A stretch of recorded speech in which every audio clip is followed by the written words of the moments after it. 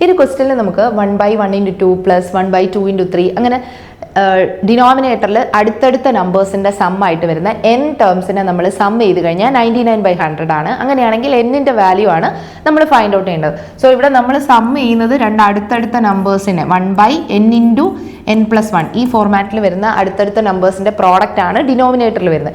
ഇങ്ങനെ വന്നു കഴിഞ്ഞാൽ ഇതിനെ നമുക്ക് സമ്മേഷൻ ഓഫ് 1/n - 1/n+1 എന്ന് എഴുതാം. ഇത് രണ്ടും ഈക്വൽ ആയിട്ട് വരുന്നതാണ്.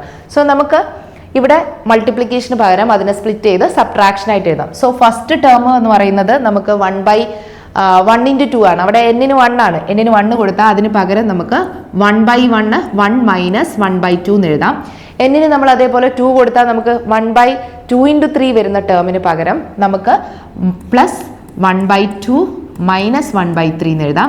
അപ്പോൾ സപ്പോസ് നമ്മൾ n-ന് 3 കൊടുക്കുകയാണെങ്കിൽ 1/3 × 4 ആണ് വന്നത്. അതിനെ നമുക്ക് എങ്ങനെ എഴുതാം? 1/3 - 1/4. ഇങ്ങനെ നമ്മൾ സം ചെയ്താൽ ഫൈനലി 1/n - 1/n+1 വരും. അത് നമുക്ക് 99/100 ആണെന്ന് തന്നിട്ടുണ്ട്.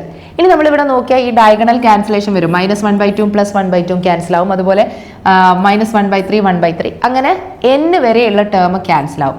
സോ ബാക്കി നമുക്ക് വരുന്നത് 1 - 1/n+1 ആണ്. ഇത് 99/100-ന് ഈക്വൽ ആണെന്ന് തന്നിട്ടുണ്ട്.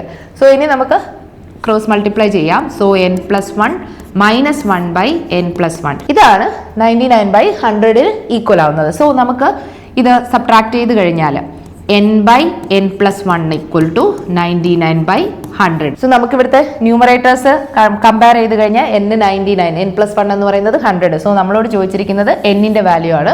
So which is equal to 99. So option B is the correct answer.